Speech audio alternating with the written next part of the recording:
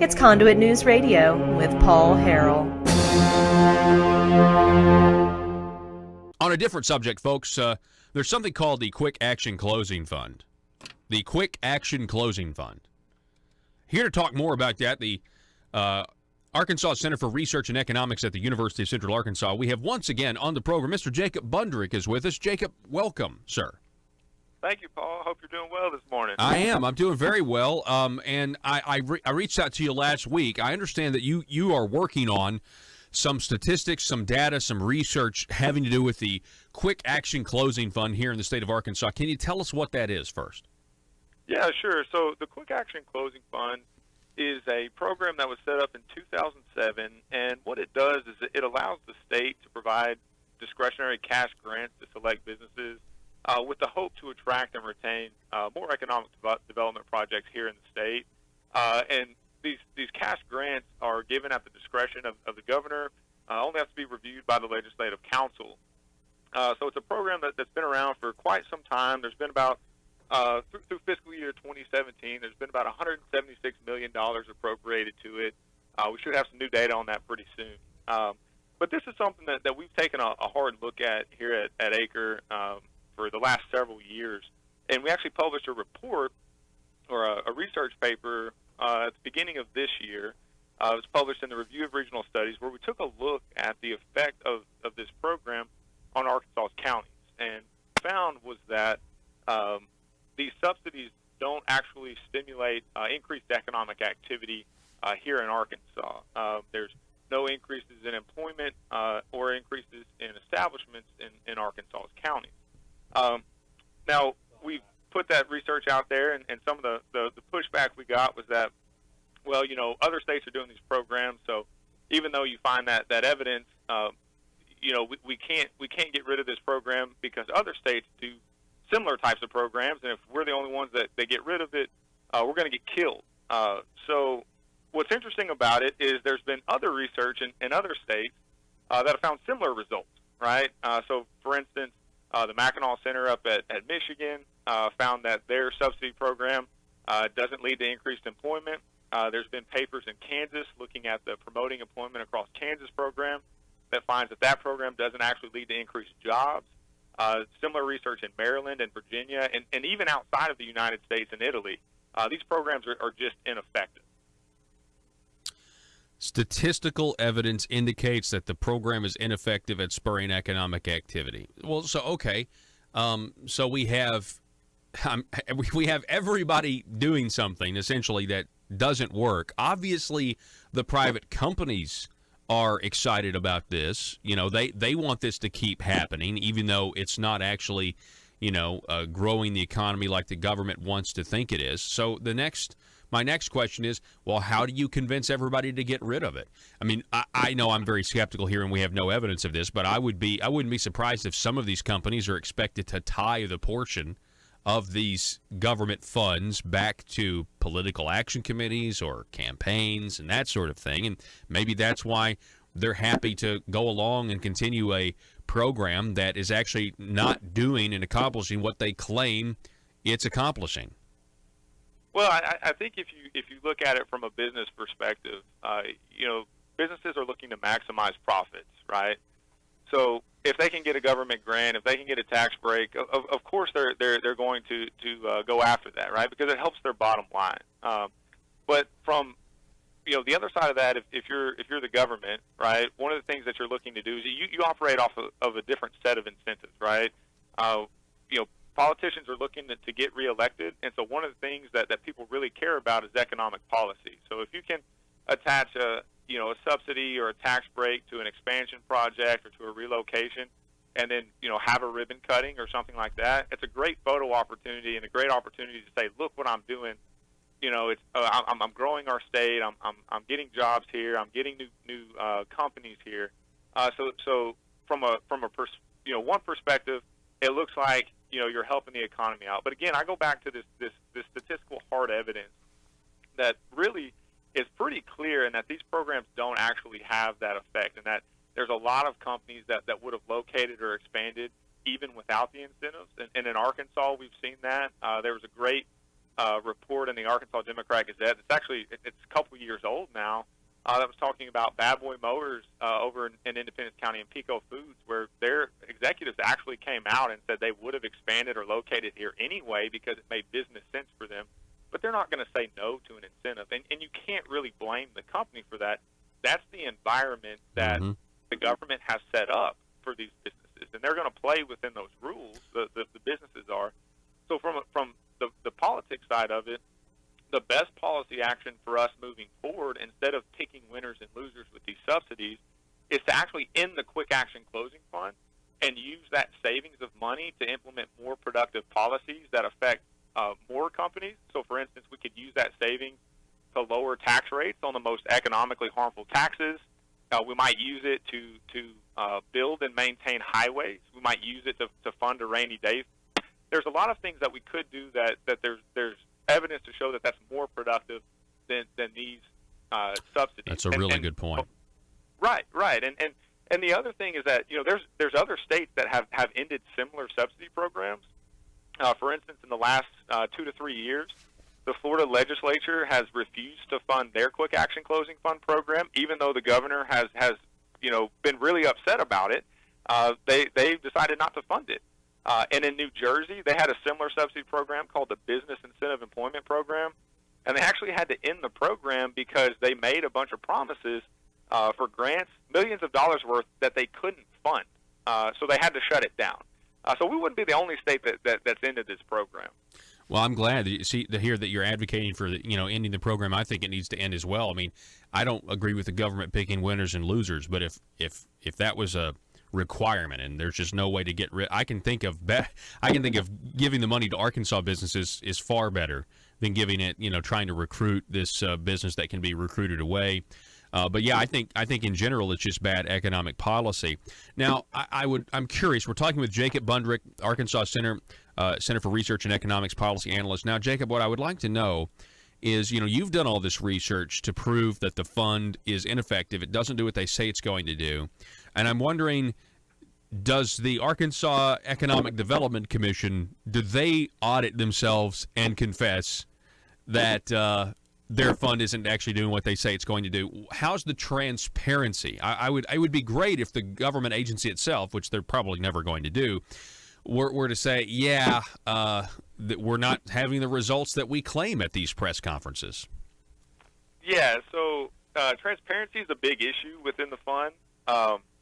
There's these reports that are required every year from Act 510 of 2007, and that's a good step towards transparency. You get to know which companies are receiving these incentives, or at least the quick action closing fund, not the other incentives, but which companies they are, how much they're getting in subsidies, which again is a good start. But there's a lot of information that's missing, right? So, for instance, most companies getting quick action closing fund subsidies are promising to create jobs, right? But not every company does. But in these reports, there's no mention of which companies are promising jobs and which ones aren't, right? So taxpayers are left in the dark about that. And then to take that further, there's no mention of how many jobs are promised to be created from each individual project. There's no information on projected wage data. So, for instance, there's no average wages, which would allow us to compare what these companies are going to pay the typical worker relative to other jobs in the county or in Arkansas.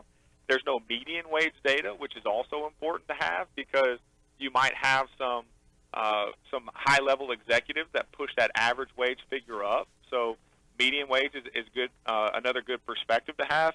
And there's no projected investment data, right? So, we hear all the time about how, we need capital expenditures and capital investment in Arkansas, but we don't have any idea what these individual projects are actually committing to Arkansas.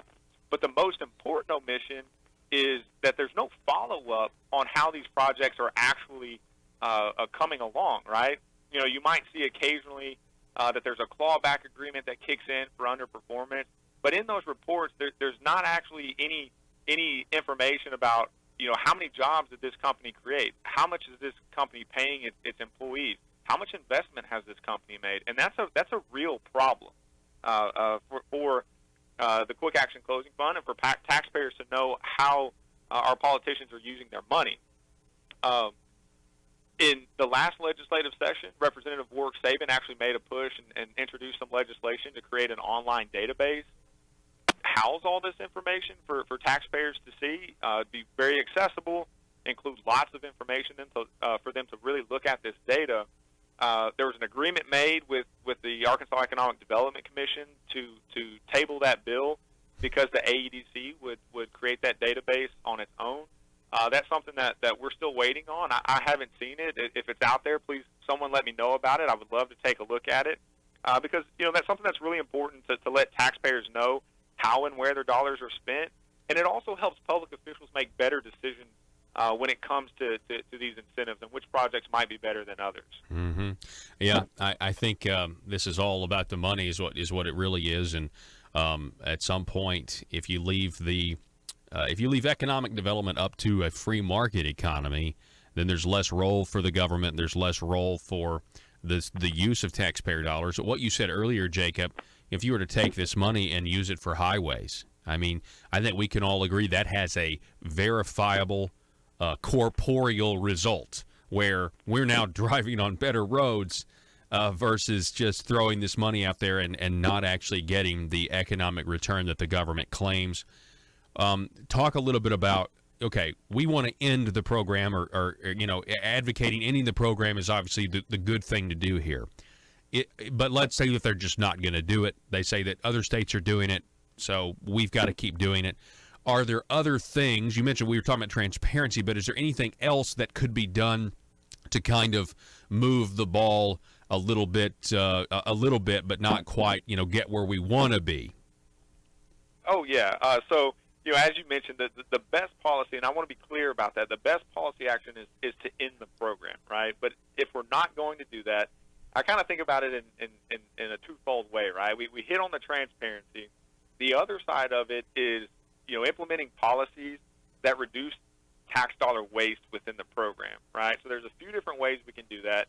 The one that I think is most important is we could limit the value of subsidy awards on a per-job basis, right? So right now you can give, however much money you want to give to any company as long as there's that amount of money in the program, right? But the problem with these economic development incentives and the fact that so many states do it is we get into bidding wars over a project, right? So you can think here recently you've seen billions of dollars go to Foxconn. You've seen what Amazon and Apple have done where they pit these states against each other.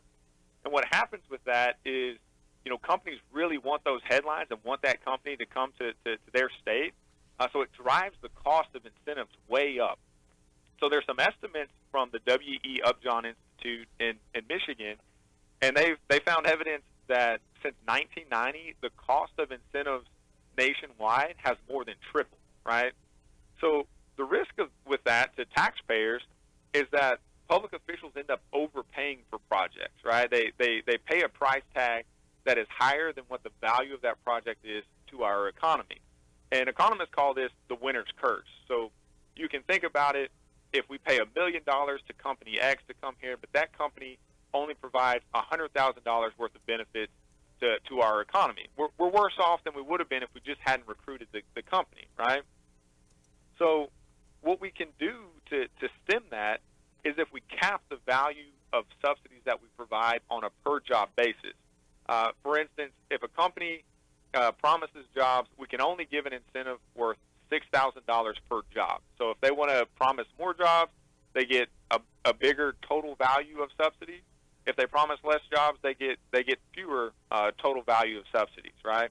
And what this does is it decreases the risk of overpaying for projects because it prevents paying a ridiculous price merely to win the bid, to say, look, we got X to come here, right? And this is a common feature of incentives across states.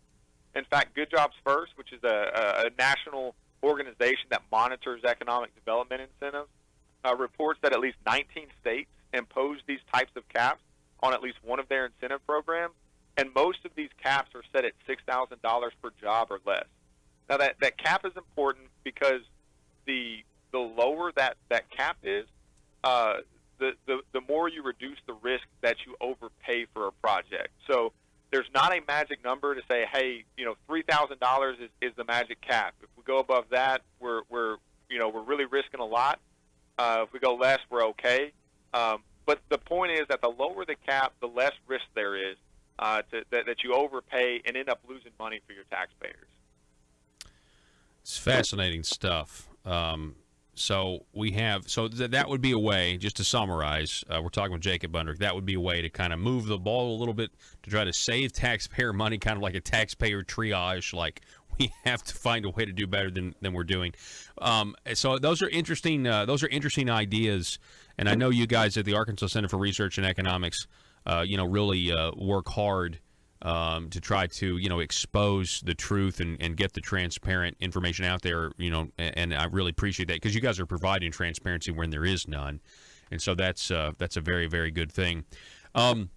We were just talking about, I know this is a little different, the Quick Action Closing Fund specifically, but sometimes this stuff can be used to, as we've seen, I was just talking about, we have a lot of Chinese investment or supposed Chinese investment. We're giving a lot of our money to Chinese companies. Do you guys have any research, anything you're working on concerning that, Jacob? No, we really don't. We focus all of our efforts looking at Arkansas specific policy, and I know that there's incentives given to companies from around the world. We don't really focus on where that company comes from. In our view, and what the evidence says is that giving incentives to any company, whether it's homegrown or abroad, isn't really effective policy. I will say that if you look at the major players in Arkansas from the companies that have done really well, Walmart, J.B. Hunt, Tyson, Murphy, Dillard's, those are all homegrown companies. And so there's something to be said for fostering an environment where people are able to go out and start businesses and enter the market and compete and grow their business. So I think that's what we would look at more is creating an environment where individuals who have a great idea and have a product or a service to enable them to get that to the marketplace and to compete. And that's going back to what we said earlier about, hey, instead of picking winners and losers with these subsidies and these tax breaks, let's create this broad environment that's favorable to any firm, whether they come from China or somewhere in Europe, or it's your neighbor down the street that's got this awesome idea. Let's create this environment where that individual, that group of individuals, can go out and get their product to market, get their service to market, understand the tax code, understand the regulations, not be burdened excessively by those two things, and really compete and grow their business. Equality of opportunity. I think that's a great policy. Jacob Bundrick with the Arkansas Center for Research and Economics. We appreciate it, sir, as always. You have a great day. Thank you, Paul. Take care. All righty. Great information there from Acre. We're going to be back in just a moment.